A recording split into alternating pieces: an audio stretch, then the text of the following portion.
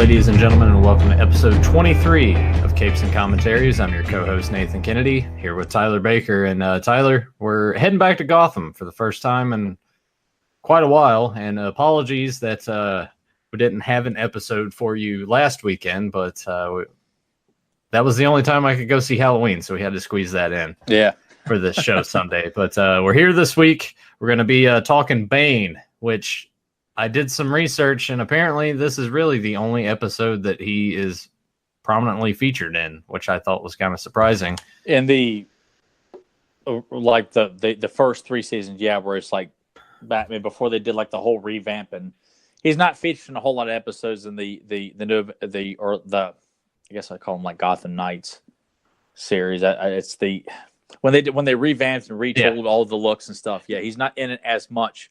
And he appears in the Superman animated series of one episode too. It's just kind of funny because he's prominently featured on the box art and everything, but it's just like one and done here. And I thought that was kind of interesting because he's this is once again the only interpretation of the character I feel that they have gotten right.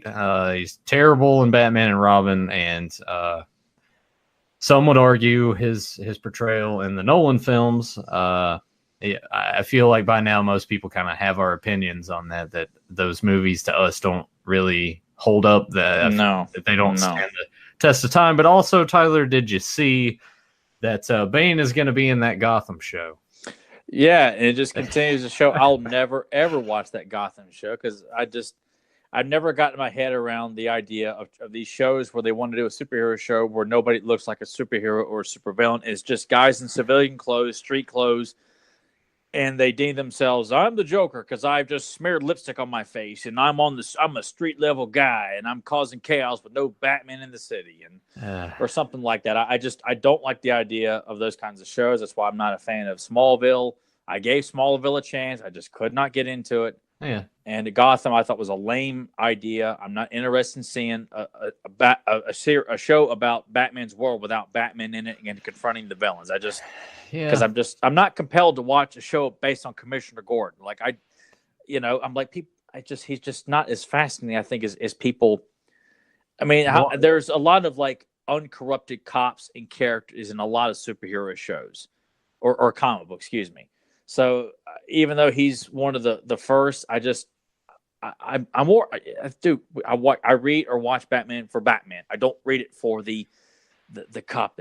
He's a good man. Like, I don't care. I want to watch superheroes and supervillains. Right. If I want to watch that, I can watch Miami Vice and watch good cops kicking butt and left and right. And it's just not interesting. Plus Donald Logue's in it and Jada Pinkett Smith. I'm like, that's just not good. But I know it has a fan base, but kicking butt, kicking ass. There you go. Come on. Yeah. But I mean, you'll be happy to know that when I was reading the articles, it said 5th and final season. So I guess that's finally coming to a close. Which, I heard that this was going to be, but they're also doing an Alfred Pennyworth show too. Why? Like what? Because apparently the world must have a show about Batman's butler and they're trying to have characters, in his world too. I'm like, I just. Yep. See, it's reaching that point.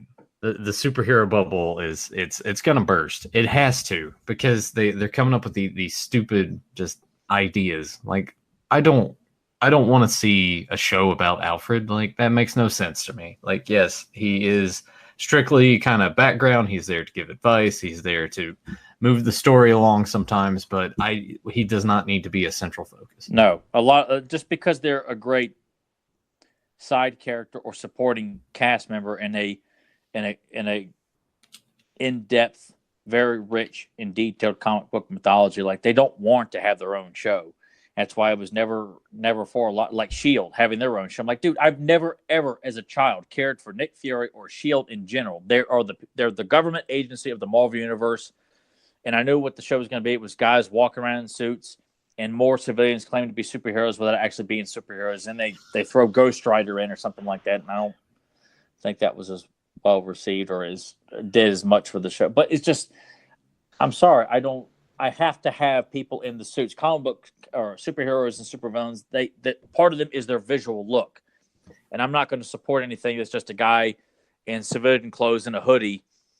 He's a cool street level superhero because he wears a hoodie and he carries it over his head. He lurks and mopes in the back alleys. And no, you guys don't get it at all. So I'm glad some people can find joy in it, but it's not for me. Right.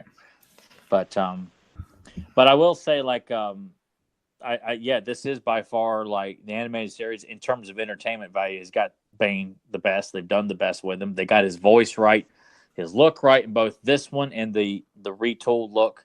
The retooled look of Bane, I'm not, like most of them. You and I have talked about this before. I'm not a huge fan of that design. I'm fine. I mean, I would pick this one over that one, but I do like the other one because I feel like he's still very sinister. It's not like it's. I mean, they maintain their same personality, so nothing changed there. Because I think the worst offender for me was the Joker because he didn't have as much color in his face. It was just white with lines, and I hated that as a kid. Oh man, it drove me nuts. I've since come around to appreciate it a lot more because the character is still there. Mark Hamill still delivers. The stories are great. And it does sort of just offset you a little bit. It kind of like, so whoa, all right. Yeah, I wasn't a fan because I just felt like a lot of it lost a lot of color and look. Two-Face still looked probably the best of it. And Scarecrow's redesign was badass too. Oh boy, that was great. With what's his name? Reanimator Jeffrey Combs doing the voice, which was like, oh, this is great, man. This is so cool.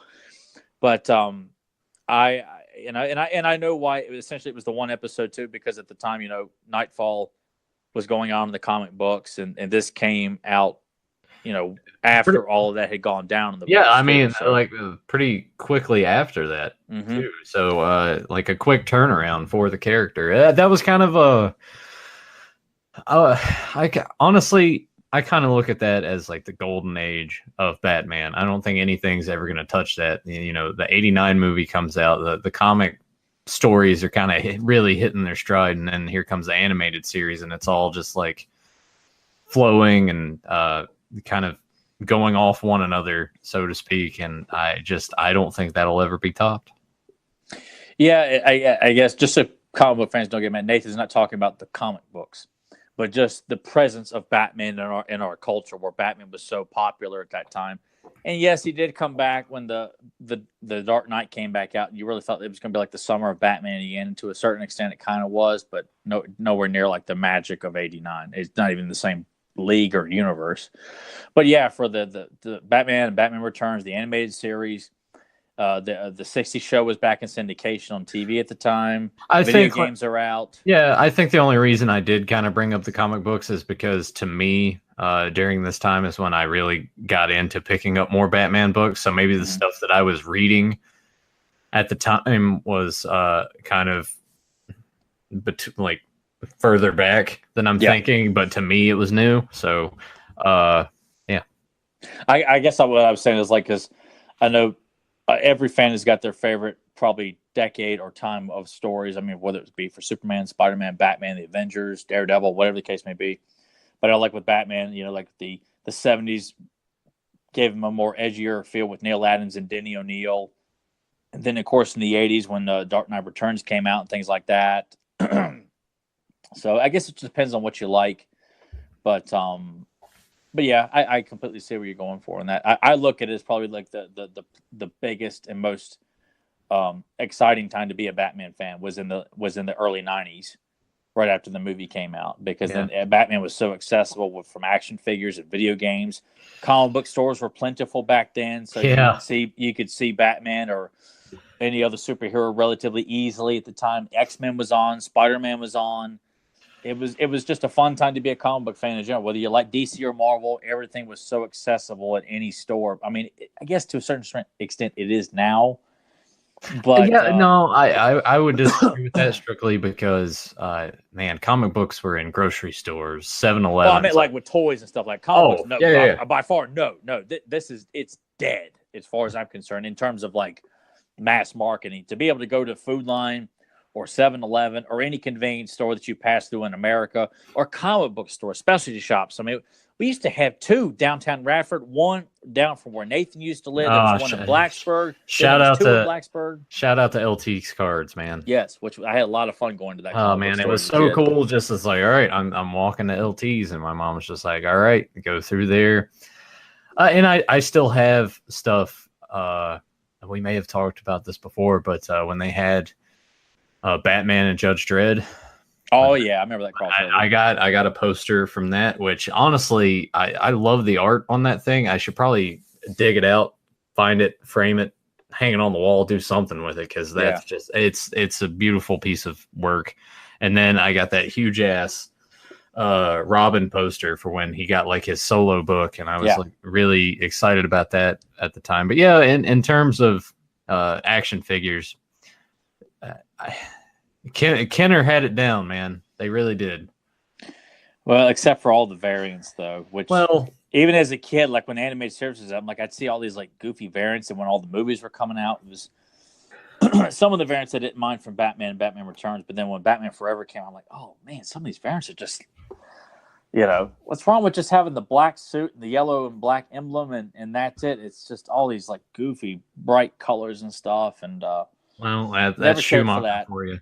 The animated series had its fair share of silly, gimmicks and variants. I mean, you had plenty of the villains, but you also had tons and tons and tons of, polar attack or ice attack Batman and night, streaking Batman. And I do like how even as kids, you and I both sort of were just like, on the variants. Well, yeah, it's like I hate that that's how all these toy companies, like, they want Batman, but they just feel like, okay, well then just give us Batman, give us He-Man, give us Snake Eyes. Don't release it in some goofy bright colored variant because you think we're dumb enough to like, I gotta have the neon colored Batman for Christmas, Mom. And then a relative gets it for you because you just, he likes Batman, just get him something Batman. And you get the worst variant possible, and you're like, you just throw it to the side. I mean, it's no Troll Doll Ninja Turtles on your birthday, that's for sure. Yeah, that was hilarious. Yeah, there was no way they could market those. Where I'm like, I wonder. You know what? Now that I think about it, I wonder if those things are actually like kind of rare or pricey. No, it's no. You never know. Well, there's a bunch of turtle variants that dude. You can look them up on eBay. They're dirt cheap because they're variants like, the Farmer Mike or the Chief Leo or the Cowboy Don or the Basketball Don or the Basketball Giraffe. Yeah, Baskeraf or the Davy Crockett version of Raphael. I mean, just silly variants that unless you're an avid collector, you should have no trouble getting those. I mean, it's those first few waves of action figures and the last wave that won't get the most, and vehicles and stuff like that too. But people aren't asking for ridiculous amounts of money for the Farmer Mike and his tractor. I mean, I feel sorry for the kid that got that for his birthday or a surprise gift from his aunt or something like that. You're like, oh, this is great. Like George Kennedy, a cupcake and Naked Gun 3. You're like, you're just like, get it away from me. But Batman was no exception because I would see the commercials and I was just like, I just want Batman and the villains. I just, I hate that they always felt that we got to have tons and tons and tons of Batman, but not the one that you would want, the one that's featured in the show, not the, you never saw variants of those goofy versions of Batman showing up in the show. He never used any of that stuff. So, but anyway, but I remember when this episode aired, I remember watching the commercial for it and watching it when it came on, thinking they were actually going to show or hoping the breaking of Batman. Like, because they go so far with it to really look like he's going to do it. And even though as a kid, I'm like, I don't know if they'll actually show him Bane's actually going to break his back. And then when you watched it, I'm like, and then no. And I was disappointed because it's a good tease, though. It was a good tease, and it's still the best interpretation of the character that I think we've gotten based on anything else we've got in terms of animation. And I used to wish that they would do the Nightfall storyline in an animated film, but the way DC like has done a lot of films, and after Killing Joke, like that's it. They're not getting any more of my money. I'm not being duped in anything else that DC animated does anymore. Well, I wouldn't even say I would like just DC as a whole. Honestly, Yeah. like they're toast. Like they're done. They're done. They suck, and they show no signs of getting any better with their upcoming movies or their streaming service or all this stuff. I'm like, it's, maybe it's for people who just eat, sleep, and breathe DC, and that's fine. But and I mean, there's those people out there, and if you guys enjoy that stuff, it's cool. But I mean, just what the fuck, man? Yeah. They just really dropped the ball. Like, I understand we have to catch up to Marvel, but come on, man! Like, well, Marvel had to take their time. It wasn't like they just jumped right out of the gate with it.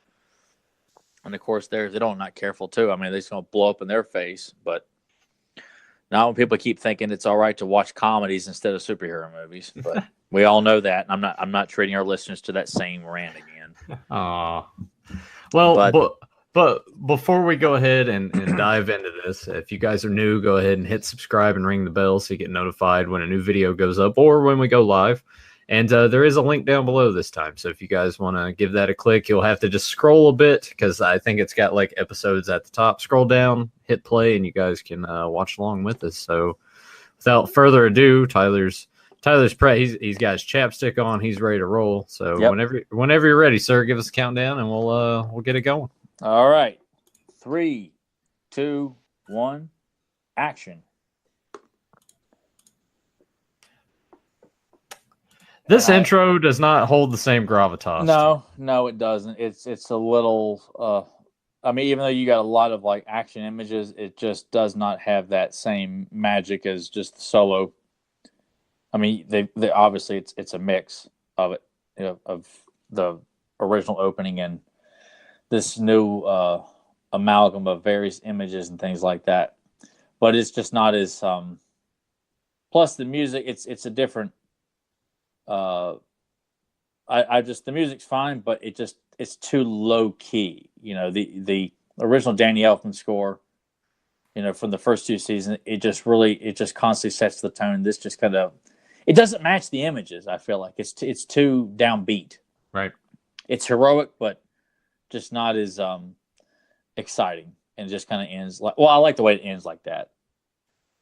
But it's an awesome title card right there. It is, and I remember over the years too, like, because I feel like the '90s was like the last bit of introducing villains that were going to be staples in the mythology of superheroes. With Superman and Doomsday, you got Bane with Batman, Carnage with Spider-Man, just to name a couple of examples that are heavy hitters today. But back then, they were the new kids on the block and given a whole lot of publicity. Like for Bane, a new character comes in and breaks Batman. Doomsday comes in and kills Superman. Carnage comes in, and it's Carnage.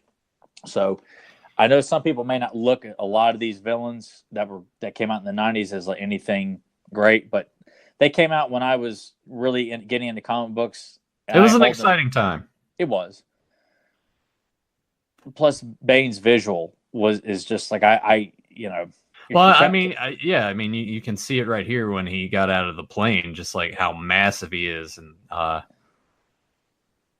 showing when he gets in the vehicle that how much weight he's putting on it.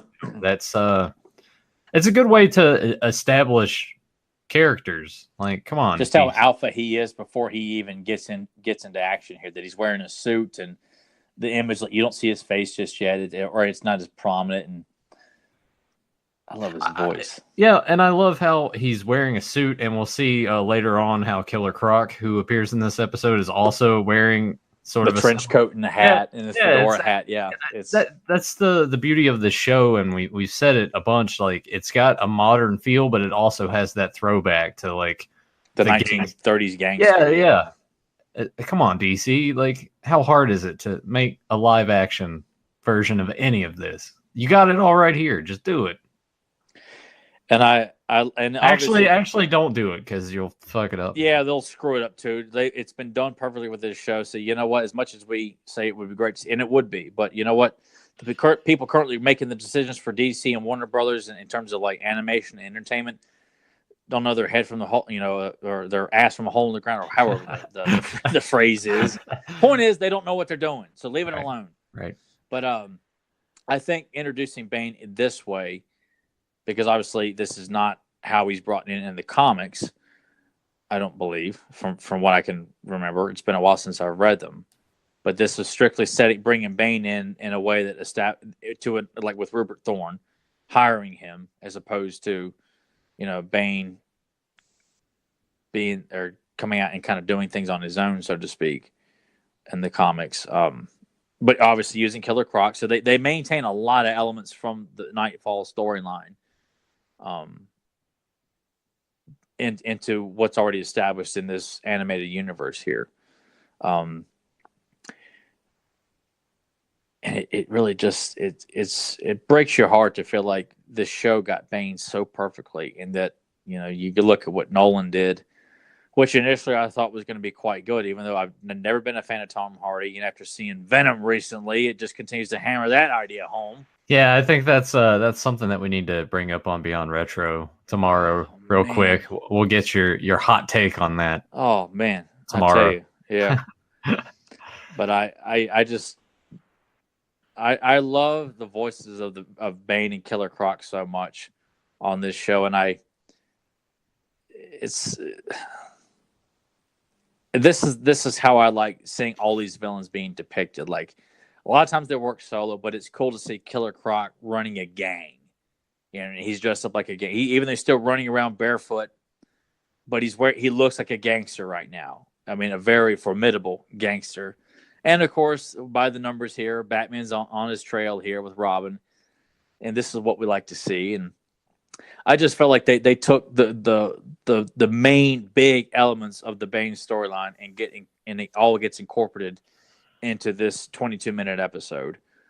And it just goes to show you that. And I often wondered too that when Bane was introduced, and I don't know if the staff was like, "Hey, we should do a Bane episode," or if they were asked to do Bane because Bane was currently in the comic books at the time. I imagine that they probably were like, "Hey, we're gonna do this." Just because Bane was new, these guys want to celebrate the old villains. Are they interested in pushing somebody that was brought in and was given the keys to the kingdom, so to speak, to be such a dominant villain, as opposed to like, why wouldn't the Joker be the one to do this to Batman? Not that physically, but to essentially put Batman out of action permanently for quite a while, or to Mr. Freeze, or to the Riddler, or I guess, physically. To me, I would see them like jumping at the opportunity immediately, because why not? That gives you another character to work with, and this is awesome. Yeah, it is. It just punches through the pipe, and this is honestly probably one of my favorite parts of this episode. And I do like, because in the comic he breaks Croc's arm, and you see his arm in a sling when he's in jail, and I just love, like, it's clearly implied that Bane broke his arm too.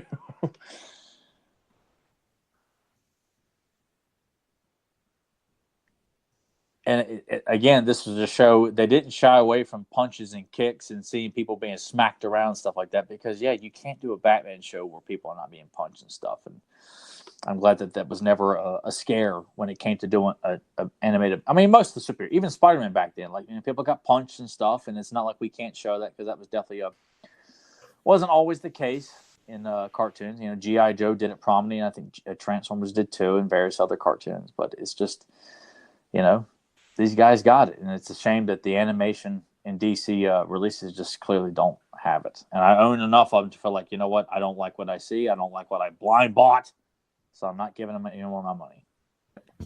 And also, this was very awesome. He beat the shit out of the Batmobile with his fists.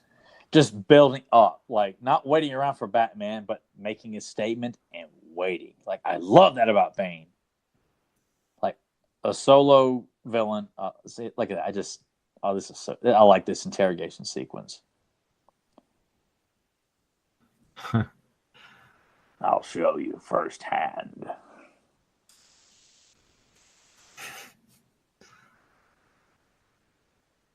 It's just fun seeing our heroes tampering with the dark side with the villains, Not all of them do it, but like Batman, Wolverine, the Punisher, Daredevil won't hesitate to crack a few bones to get the answers they want. And Spider-Man will do it too, at least in my opinion. But seeing that mentality in a children's show. Yeah, they certainly don't make them anymore like they used to. That's for No, sure. because there's so much care and attention put into all these. I mean, this interrogation, I could see this in a movie.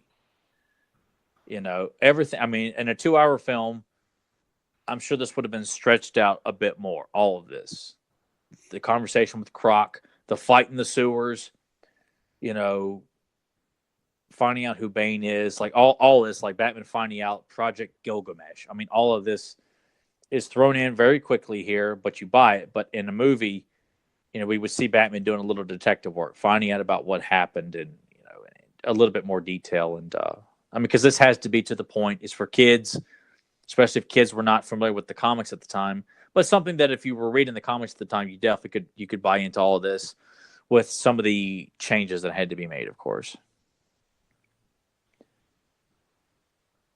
And it's fun having a Batman. I mean, because a lot of Batman's rogues galleries, they're not as formidable strength wise. You know, Killer Croc's up there, but with the Joker, the Penguin, the Riddler, Two-Face, Mr. Freeze, of course, current Mr. Freeze, I think would be a little bit more different in that regard. But Batman doesn't have a whole lot of villains that is physically a match for him, so to speak. And that the Blu-ray set is coming out here in a few days. Mm-hmm. I'm trying to decide if I want to get it in its current set or if they'll like re-release it, because I'm still not a fan of like the packaging and the way that they went about it. I'd rather just have them in cases like snapped in there and not like in the booklet form. I like the booklet because that's how my Alien quadrilogy is in, and I like that form. It's pretty nice. But I probably won't get it right now because I don't know if I could afford that at once. If I could do payments, I could definitely get it. But I thought I was going to be able to afford it, but I'm like I may have to wait till after Christmas, because sometimes I get money for Christmas. I might have to put it towards that, because if I ask for it, everyone's going to ignore me. Like with the Batman 60 show, the only thing I asked for when that came out. It's the only thing I want, and nobody got it for me. So you had to go out the next day and pick it up. The next day and spend all the money I got for Christmas to get, because I wanted the whole set at once. And my brother asked about it, my girlfriend at the time. I told my mom. Everybody was asking me, "Would you like that for Christmas?" And not a single person got it for me. I was like, man, worst Christmas ever. Phil Collins playing in the background. Yeah, with sludge McDonald's ice cream.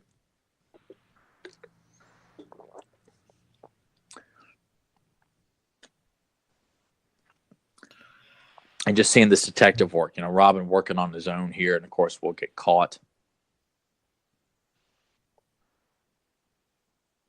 That's just like seeing that storyboarded, like Bane running in the shadows. And all you see is just like his shadow and the red eyes. Yeah, it's awesome. And Bane's look, yes, we get the joke. He looks like a luchador. But, I mean, as a kid, it didn't occur to me. And it's only like comes to my attention because some people are like, he looks like a wrestler. He looks like a luchador. Well, I thought that was honestly kind of the cool thing about him. Even as a kid, like he looks like a wrestler. I don't know. I always liked that about him. Yeah, but I mean, to me, that's the look. And I think it would have translated very well. I mean, in all honesty, too, like the Batman and Robin look, if Bane wasn't portrayed as for laughs and as like a mindless idiot, they did get the look, aside from the green skin and all that stuff. But he looked like Bane would look or should look, but you know, was dumbed down. I mean, they hired a guy who physically looked like Bane. It's just a shame that they wasted the character as just a mindless drone, as opposed to being the cold and calculating assassin that he is. And you know, you're not going to hear me say too many positive things about Batman and Robin, but you know, it's the execution that sucked poorly. I like Candace here being like the dame, the mall for the gangsters here, and she's got her eyes on Bane and trying to coax him into taking over Rupert Thorne's empire. It's just fun. It's another like small storyline going on that she has her own agenda. Bane has his. Rupert has his. And as we'll see, it's going to come back to bite her in the ass. Yeah, as well as it should. But I like this part right here coming up where he's just like, yeah, he just breaks the fucking window right here.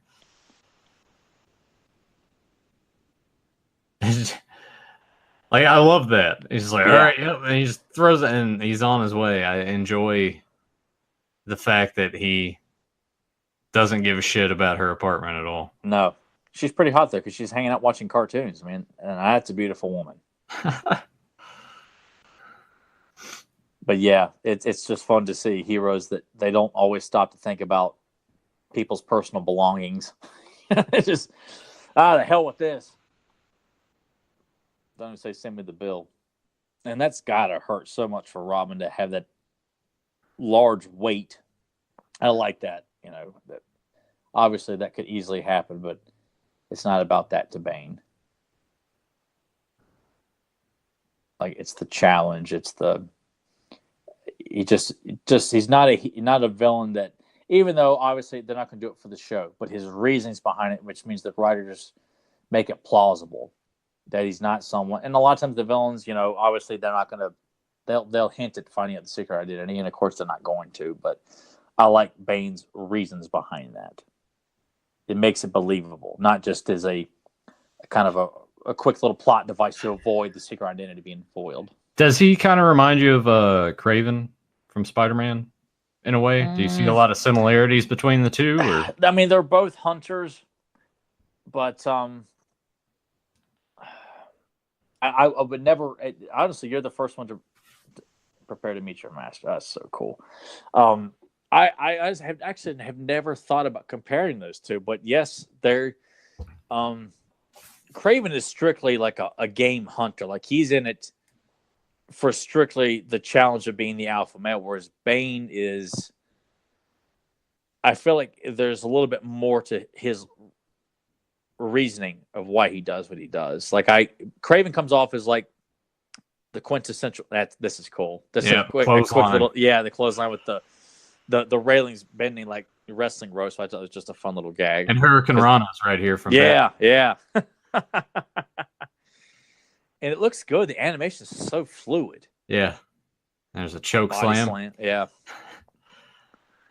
But I like the idea of that. But I clearly think Bane would beat Craven, though, without a doubt. I think unless Bane was not given access to the Venom, but even then, I think it would be a cool little like crossover, like comic book, like those two against each other, or maybe even teaming up or something. I don't know. I could see that because they've crossed over, Spider-Man and Batman, before, and it was Joker and Carnage. But if they were to do the story where you've got two hunters, and they kind of cross paths inadvertently because they're after the same thing, I could see them pretending to team up with no real intention of helping the other because they want the right to be victorious. They want to know that they're the alpha male. They're the more dominant villain. But yeah, because in that regard, Craven's a lot like that. Like, I mean, so much where he puts both barrels of a shotgun into his mouth and blows his brains after he thinks he's successfully taken out Spider-Man. Which is a very interesting take on the character. Yeah, but that's a good storyline too. If you never read Craven's Last Hunt, you need to do it. It's very, very good. The art's good in it too. But I feel like, because for some crossovers you try to find villains that you could easily see crossing paths. But like in Superman and Spider-Man, it's Doctor Doom and Parasite instead of Lex Luthor and Doctor Doom. This is cool. Just seeing how angry Bane, and it just kicks Robin back in there. But Robin gets the fun job. He gets to wrestle a girl, she's going to slip her heels off here, make it all provocative, and then jump in on him. Like, I think I'll gladly take Robin's part right now. Like, he looks at her like, oh, man. just all this all this punching and kicking that we're going to see with Batman here and Bane is just, it looks so good. Breaking it, crushing it off his head. And they do a good job too, like when he's punching stuff to show the impact. When he's moving, to like you feel the steps and yeah. Toys.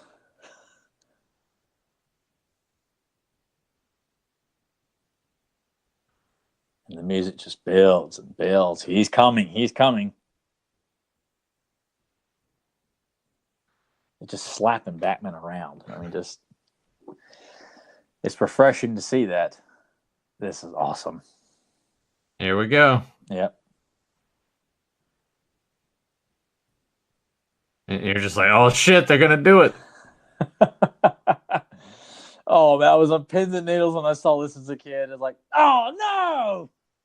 And speaking of cool visuals, yes, this could be argued is the most warped and nutty sequence in the animated series, period. I mean, with all the veins being shown here and just right there. Yeah. And the heartbeat, I mean, the blood pumping.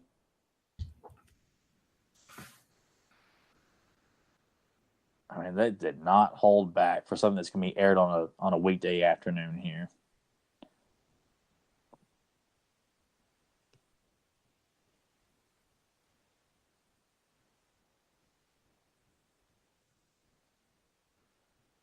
Now the truth's going to come out. Yep. And of course, we get to see Batman looking as badass as possible.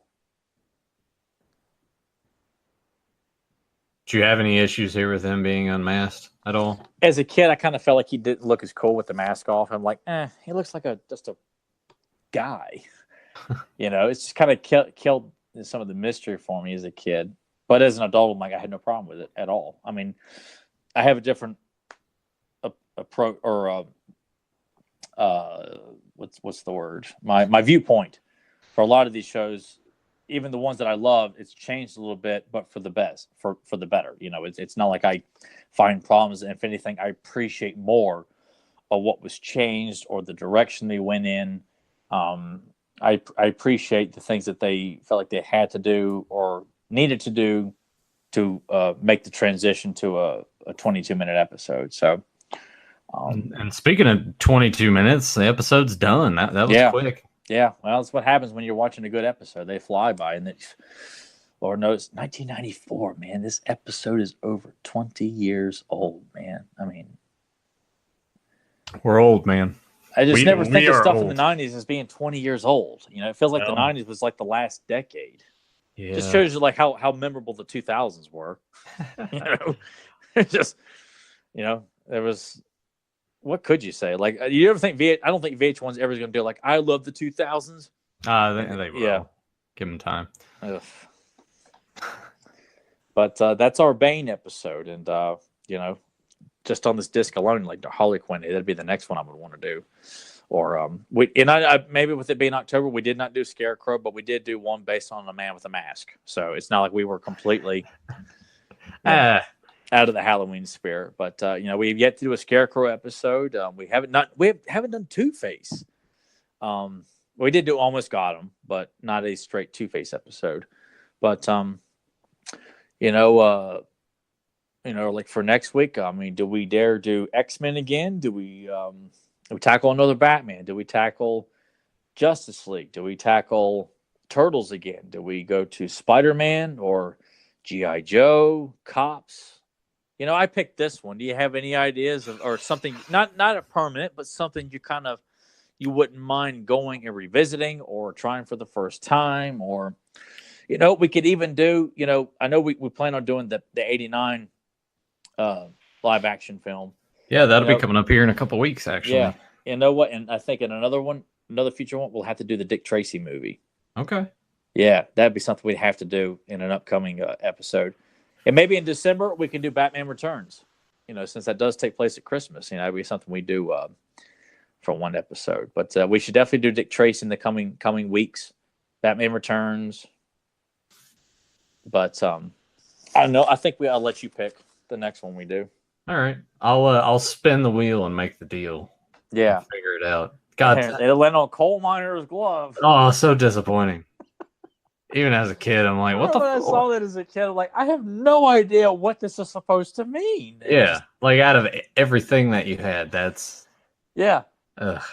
Like, I would have just taken a fucking strap match or something over that. Any gimmick was better than a coal miner's glove. I remember it was like some sort of Dusty Rhodes idea too. I think the whole coal miner's glove. That sounds about right. Dusty had a lot of good ideas, but he also had a lot of bad ones too. And I remember hearing the reason behind the whole idea for that, not for the Sting match, but the whole like purpose of the coal miner's glove. It was supposed to be like a glove that I guess had something in it to make almost not like brass knuckles, but it felt like if you were to punch someone, that was like the glove itself was like a much more, I don't know, I felt like there was supposed to be I can't remember if it was Cornette or somebody explained the reason behind the coal miner's glove, because they never explain it ever anytime it's ever brought up.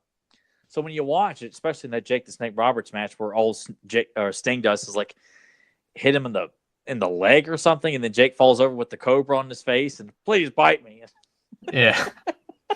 It's one of those things that it's just like, I guess, good in theory, but execution was just bad. Man, Halloween Havoc had a tendency to just, any idea that they had would just go wrong. The immediate thing that comes to mind is when Hogan's supposed to do the flash paper.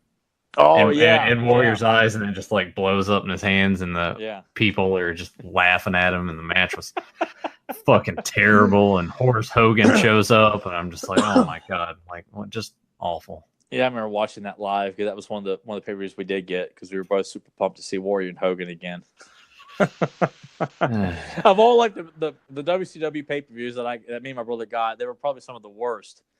You know, most of them were like, because of who was in it, was like, you know, Rodman and Hogan against Malone and DDP, Jay Leno and DDP against Hogan and whoever, and Warrior versus Hogan, and that Road Wild pay-per-view was bad. But I do remember the Jay Leno like thing that he did on his show where he's being trained by Kidman on how to do moonsaults and stuff, and it's somebody else in a Jay Leno wig, and it was actually Kidman in the Jay Leno wig. Oh, okay, it was funny though. I did enjoy that. But what a mark.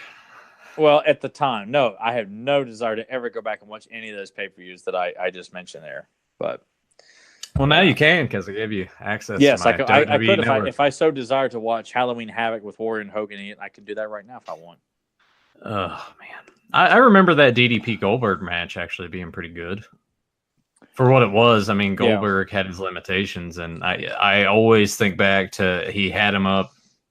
Like, he was going to suplex him, and then DDP rolled around, gave him a diamond cutter, and everyone's like, DDP's going to win. And honestly, I feel like he should have been the one. I think so, too. In hindsight, it should have ended right there, because DDP was hot at the time. Goldberg was, too, but you could have put the strap on him. And then you had a brand new feud going with those two. Yeah. You know? I don't know. People feel like it's such a bad idea to have two baby faces against each other. Like, why? If you book it right. Yeah. We'll just have Kevin Nash win the Battle Royal, and then Scott Hall help him out, and then a week later, finger poke at Doom. It's like, no wonder they fucking could have been at your house when you saw that. Oh man, the finger poke, man. I was sitting there and I'm like, are you fucking kidding? Because even at that point, and you could see it in the numbers, the NWO had ran its course. Why are we bringing it back? And then after that phased out, they fucking did it again in 2000 with Bret Hart. I loved WCW, but I think when I look back on it, more than anything, I loved the undercard and the midcard, all the main event stuff. Yes, they got the mainstream people back into wrestling again, but for me, the NWO worked best 96. 97. They drug that Sting stuff out probably longer than they needed to, but I ate that up. I think that was a cool thing. It's like, is Sting here tonight? Is he going to show up? He's going to drop from the rafters? We don't know. And then he shows up at the end. He's beating the shit out of him. Siobhan's like, we're out of time. We got to go. Yeah, we're out of time. We'll learn that Nitro. Yeah, and that was cool, but it ran its course. They ran it into the ground. Just like so many great things, all great things get ran into the ground sometimes. They take a great idea and they just keep thinking, let's milk it, and then when it just ran its course for people, and no one ever takes responsibility for what. Do you ever stop and wonder why it ran its course? It's like any great idea, if you just don't, I don't know. I feel like you could really make things stretch. I mean, obviously you want to meet the demand of the public.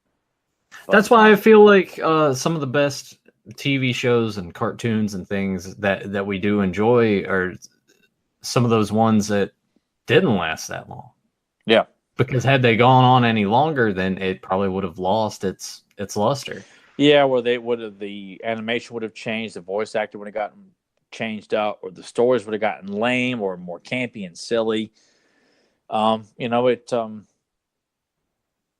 Plus, people had more original ideas back then, and they weren't afraid to take chances on stuff. It's just like they kind of felt like action adventure cartoons were a hot commodity back in the 80s and 90s, and it's just that's not the issue anymore.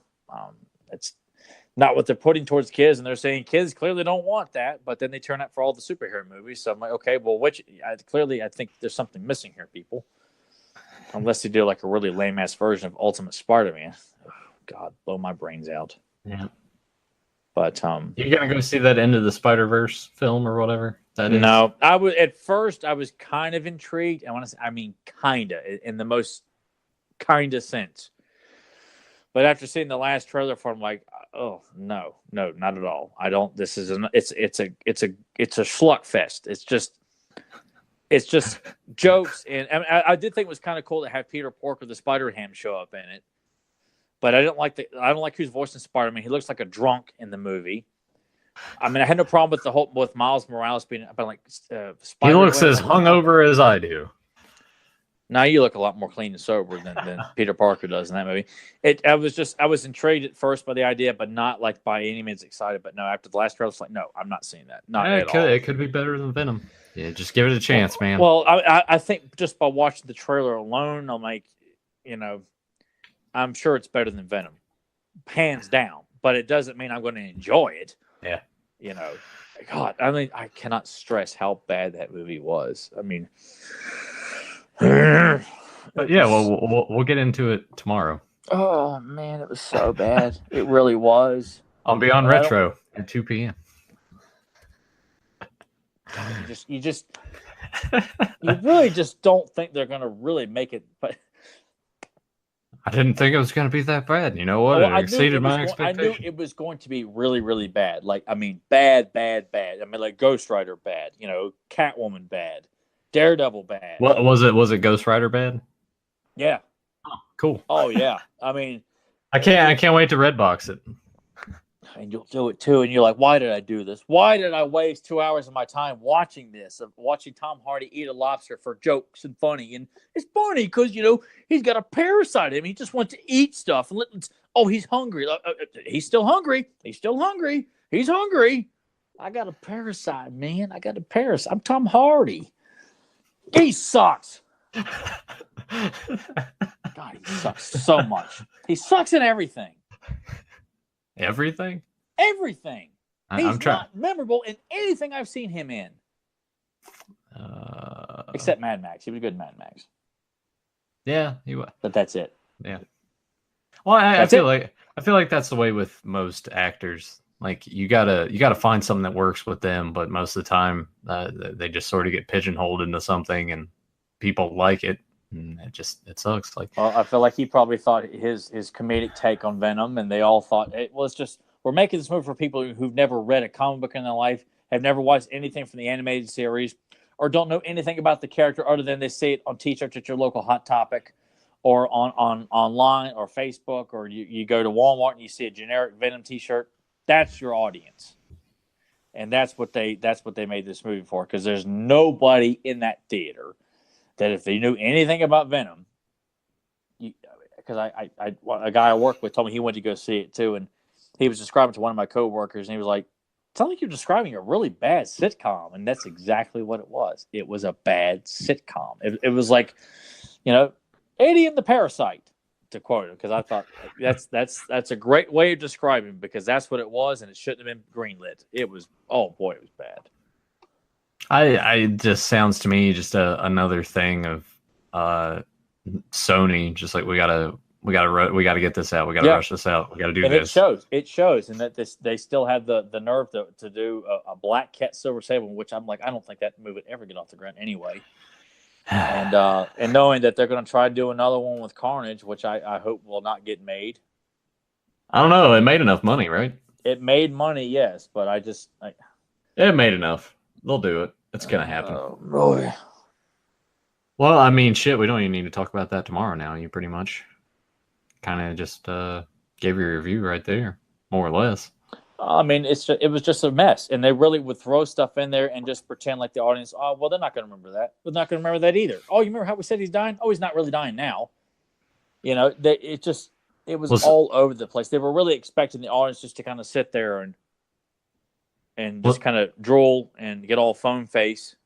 Oh, comic books. Oh yeah. Oh yeah. Oh, look, there's Venom. It's funny. Oh, it's funny because it's Venom, and he's funny. You know, because that's what superheroes are. They're comedians, right? They tell jokes, right? They're joke makers. Yeah, they don't save anything. They just tell jokes all the time. Isn't it funny?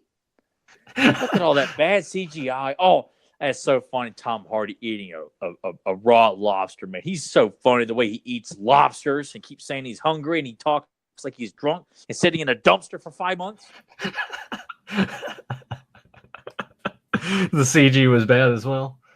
Everything was. All right, I'll ask you this: which Venom is better, Topher Grace or Tom Hardy? Can I just hang myself instead? You just pull a Craven, put the gun in your mouth. Just give me the gun already.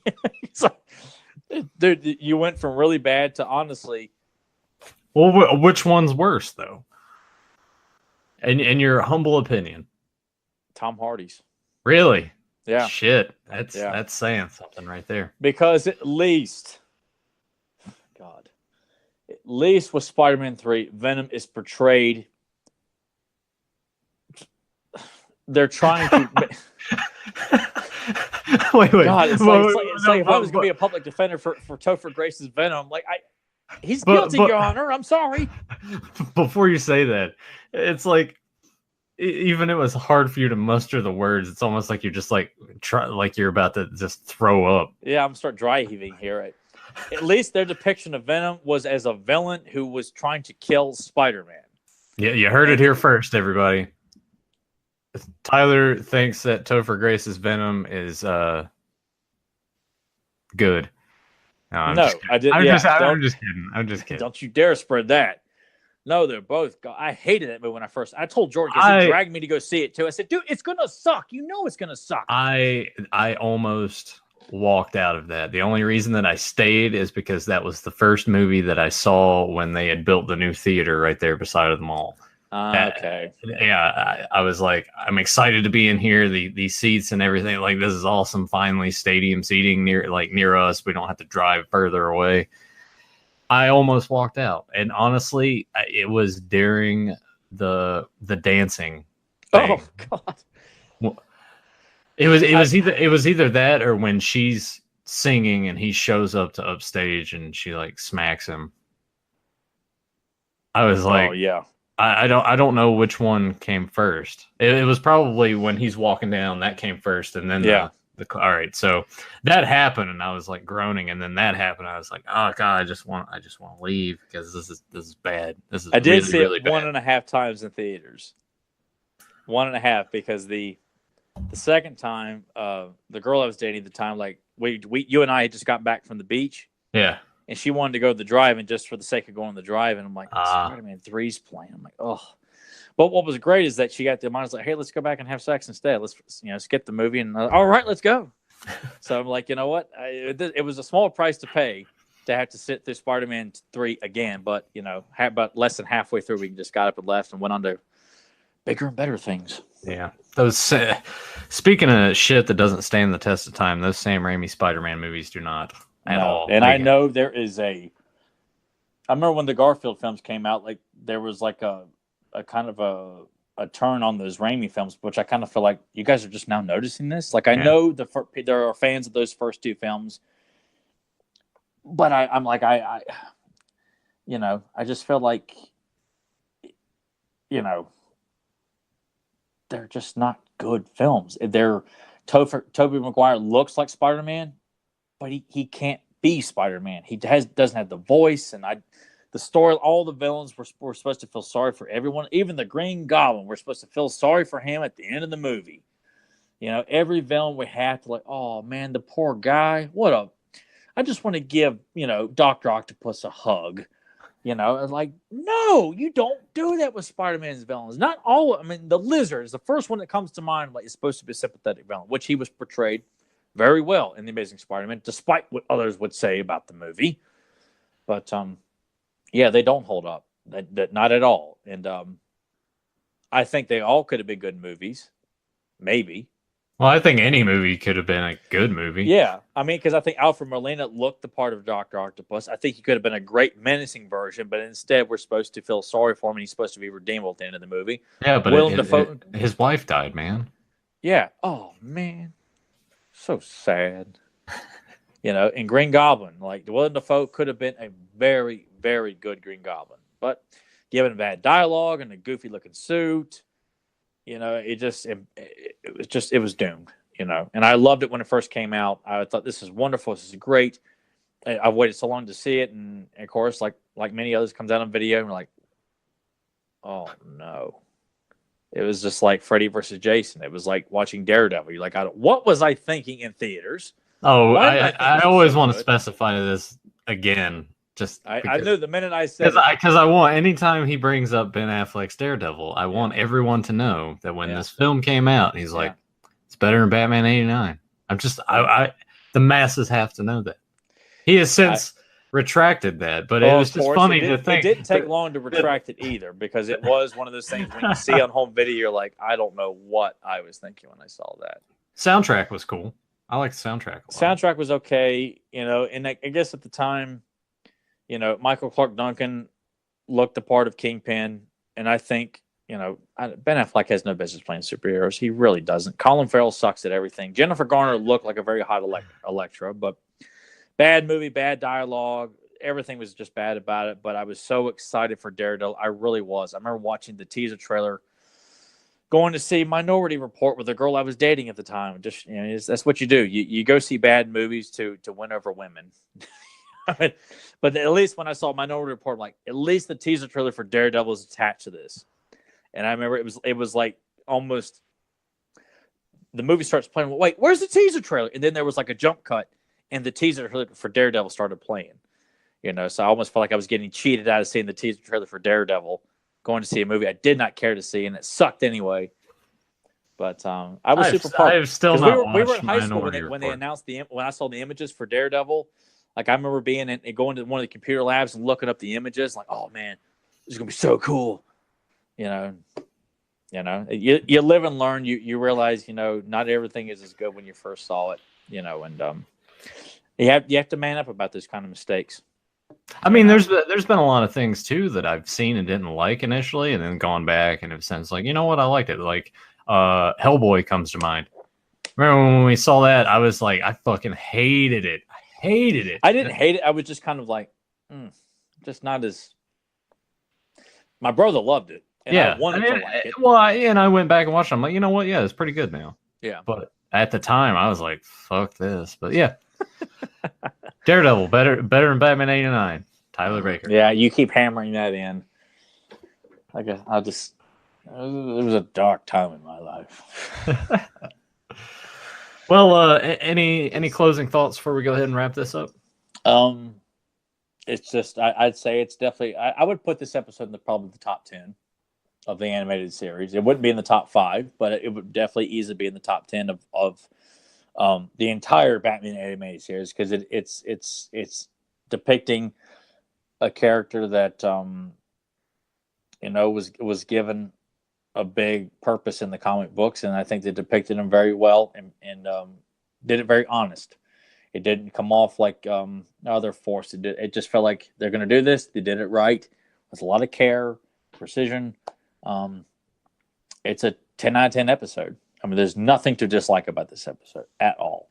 I'm sure someone would have some nitpicks. Oh, of course, you got people who want to take nice soft serve dumps on Batman '89 because they carry that flag for the Nolan films because it was real, man. I choked up when Aaron Eckhart was like saying dawn is darkest before the dawn and all those like bad actors and no more bad cops. Like God, like I know it's a small part. Can we get a better actor to say some of these lines?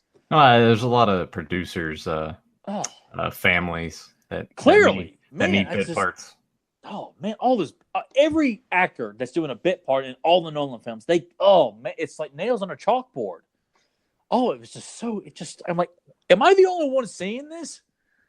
Oh. But I mean, you don't like that climactic? Will they blow up the other boat? Oh, with all that wonderful acting, with just that craft services wife, and the executive producer's second cousin's former roommate, and oh man, it's like people. It's who directed this? Just did they let some guy's nephew direct those scenes?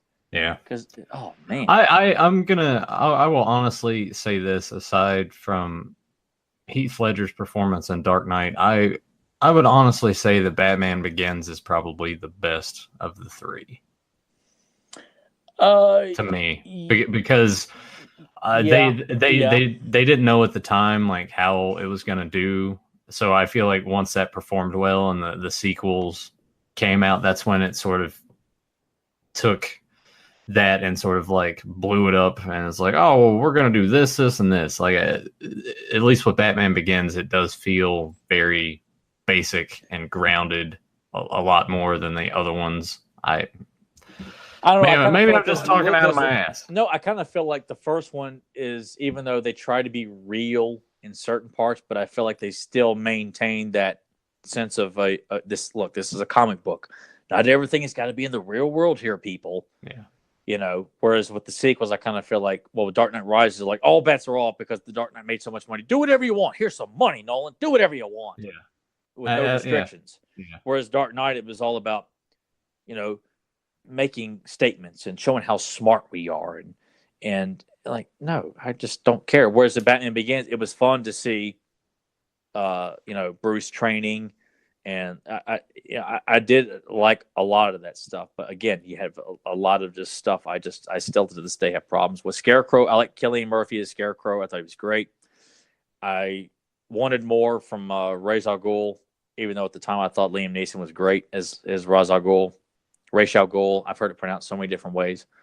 But, there are some pros to it. I'd be stupid to say that there was absolutely nothing good in those films, even to this day.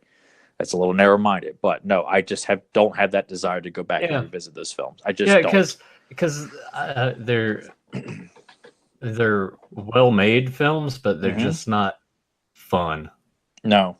And that's like the balance that you need, and I guess that's why we kind of hold these cartoons in higher regard. But and I've been going, and after Daredevil season 3 dropped, I've watched it, and I've gone back to rewatch season 1. I'm just going to watch all 3 of them back to back again in unison. And you look at that, and like you watch the fight sequences in that show, you can clearly tell what is going on in all those fights. It's not, because it's like Christopher Nolan had no idea how to shoot a fight sequence. It's just a jumble mess of jump cut. It was just a mess of like, what is going on here? And it doesn't flow. It doesn't look cool. And you watch that and like, they're doing all this stuff in camera. It was just like they're well choreographed. You got great music. And the tone is consistent. There's very little humor even throughout Daredevil. All 3 seasons, you've got such great moments.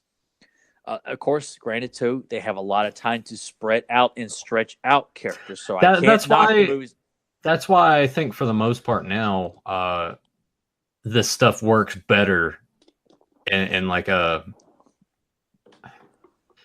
For the most part, it works better. Yeah, in a way where you don't have the restrictions of cable TV and networks. Like with Netflix, you can say shit and fuck or whatever you want, really, and keep it like if that's what the character needs, and the character, if it so I think it works better in just an episodic form like that, and not. And I think if we were to get, I know DC's doing the whole streaming thing, but you know what? If you're going to do another Batman, I kind of feel like, you know what? Maybe that's what they need to do to kickstart the streaming service. Not Teen Titans, but a new Batman. A Batman where you have time to really build up the world, and you don't have to do the whole how he became Batman thing. It's not really an interest of mine. At this point, I feel like with the main characters, at any time we're doing anything new going forward, we don't need origin stories anymore. We've seen it time and time and time and time again. Just jump into some randomness, and well, that's what makes Batman '89 that much great too. Is that he's already been Batman, but he's been Batman for a brief time. Like the word is getting around that there's a bat in Gotham City, but people don't know what it is.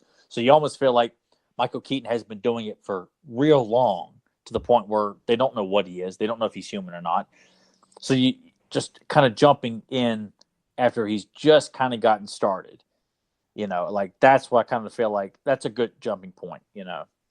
And I think it would give a lot of time to build up the crime lords of Gotham with having Two-Face established, or Black Mask and Joker coming into the mix, Catwoman. I mean, you'd have so much time to develop a back and forth love story between Batman and Catwoman, with the gangs and crime was fighting over control of Gotham, and Joker just decides to come in and just blow it all up just for fun, and that's what makes Daredevil. God, it's.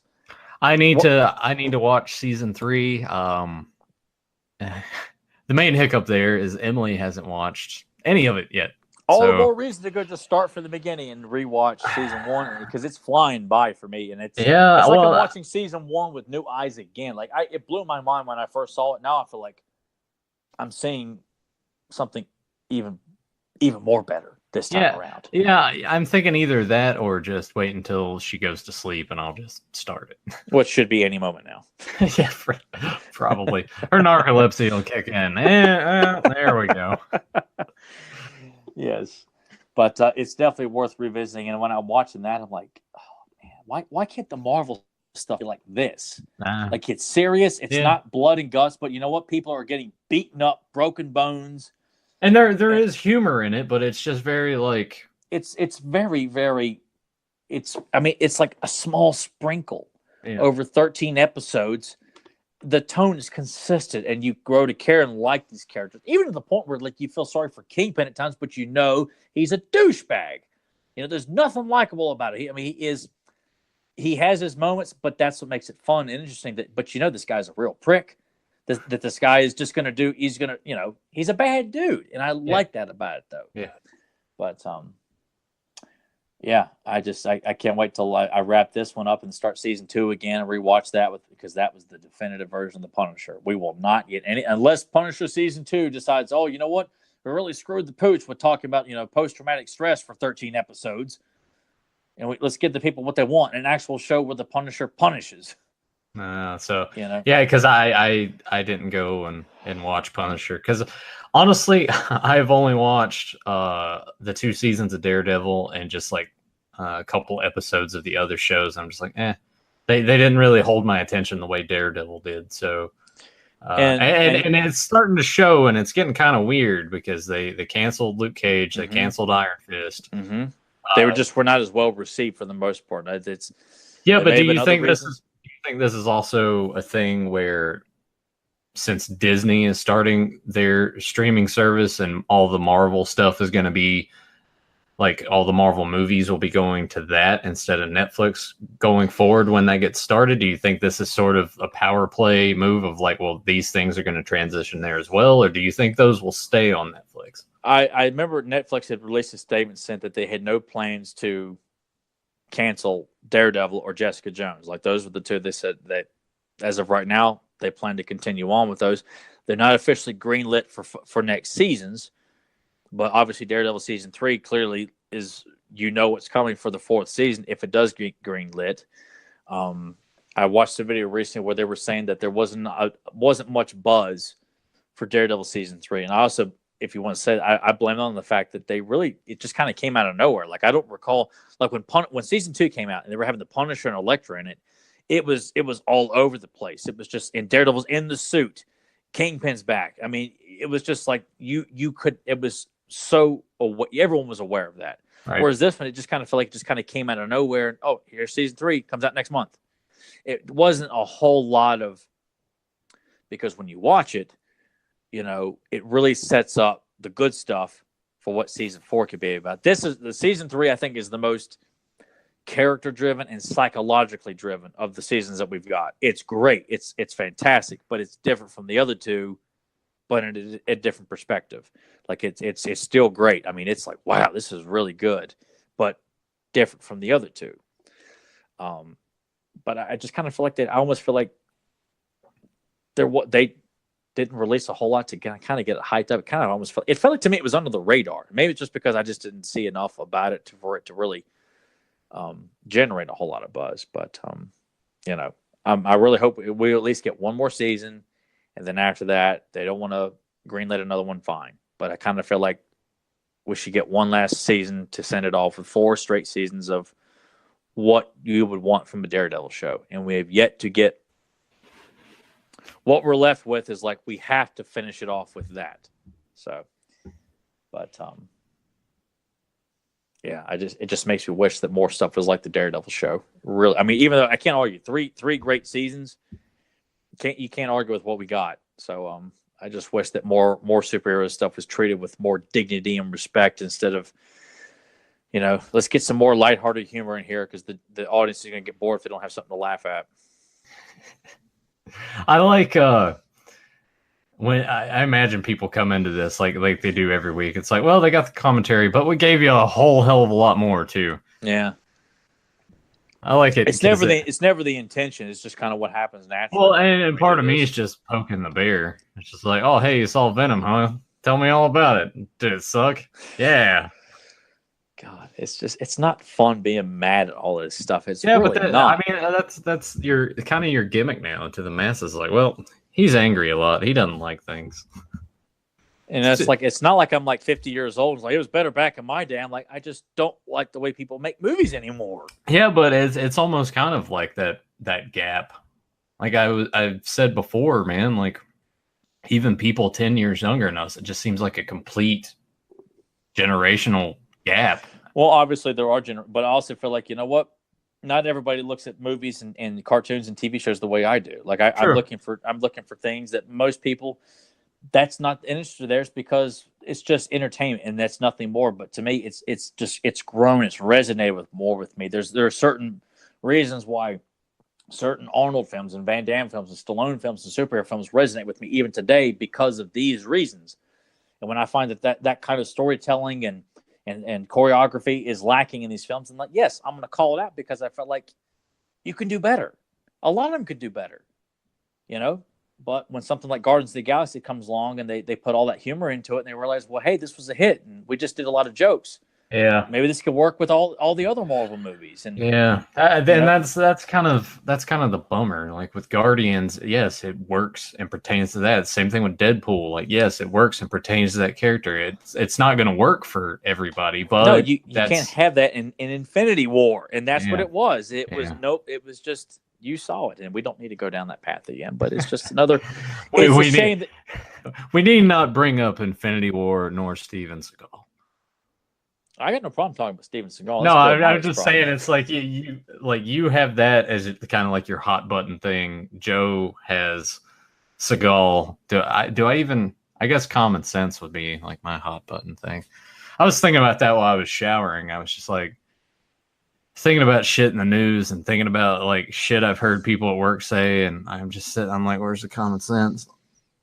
I kind of feel like that's lacking in a lot of stuff, though. I mean, from movies and stuff, like there's no common sense here. Everything is just throw stuff out there, and they'll love it. It'd be great. Yeah, and meanwhile, we're just sitting there like, God damn you, which is a tease for our episode tomorrow. Pumpkinhead and Rawhead Rex. Tyler, I know you're excited about Rawhead Rex. I can feel it. I'm gonna force myself to watch it tonight at some point. Yeah, I'm gonna watch it tonight as well. What makes it even more? It's like Joe hasn't even seen the movie in like 30 some years. Like, well, hey, I hope I remember it. No, I provided that. I sent you guys that YouTube link. I know you did, but it was just one of those things where like Joe's here right now. So Joe, you better refresh yourself, sir. I Yeah. don't want any of this. I Well, don't want to carry this episode of the podcast. I remember when I rented it from the fish store, and I don't remember anything else. I'm just waiting for something to pop up over there in the chat now because he was the only one that said anything this time turned up. Man, no, we got a couple people in here, but okay. Joe's the only one typing in the chat, which with this show honestly doesn't really. I've said it before. We've talked about it. Like that's a thing that it doesn't warrant having people listen to us live. We don't have to have people here live. I mean, we encourage it. It's always cool.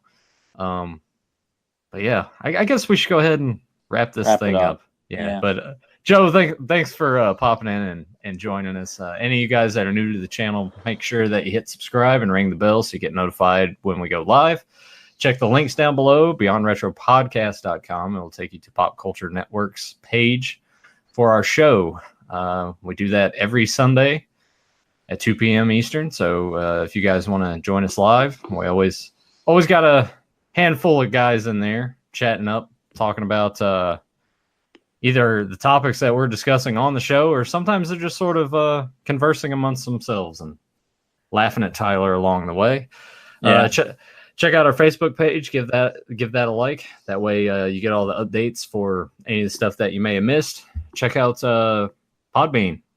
Got a link down there if you want to go ahead and give everything a download. Take us on the road. Trying to think of just some of the other stuff. I mean, we got Joe's Custom Creations. If you want to hit him up for a custom action figure, check out his t-shirts. He's got some designs up there. I think that other than the iTunes thing, if you want to find us on there, just a keyword, Pop Culture Network. That'll give you access to Capes, Commentaries, Beyond Retro, and Fans of Power, the dedicated He-Man, the Master of the Universe podcast, hosted by this buff dude here and the guy that's been lurking in the chat for the last half hour, Joe Amato. Anything else that you got? Pretty much covered it, man. Yeah. Don't feel as strong about that outro. I think it's because by this point we're how many episodes in and people don't quite understand at this point. Then if you don't get that, sometimes I flub it up and I'm hungover when we do these things because I kind of woke up with a little bit of a headache because I had to work an extra hour last night, so I got home later, and I'm like, well, I need to stay up later, and I slept less and drank a little more, so it's really imbalanced. I mean, he really comes off like Tom Hardy in Venom. Yeah, just been sitting in a dumpster all night. Yeah, was that really a gag? No, that's anything? Just kind of that was just your description. That's how he looked and acted in the movie. Okay, it was like someone who'd been drunk, sitting in a dumpster for 5 months, with nothing coherent to say, just acted like almost like he just saw Johnny Depp in Pirates of the Caribbean. He's really kind of all over the place and weird. That's what Venom needs. That's what I'm going to do. And that's what we got. Number one comedy in America.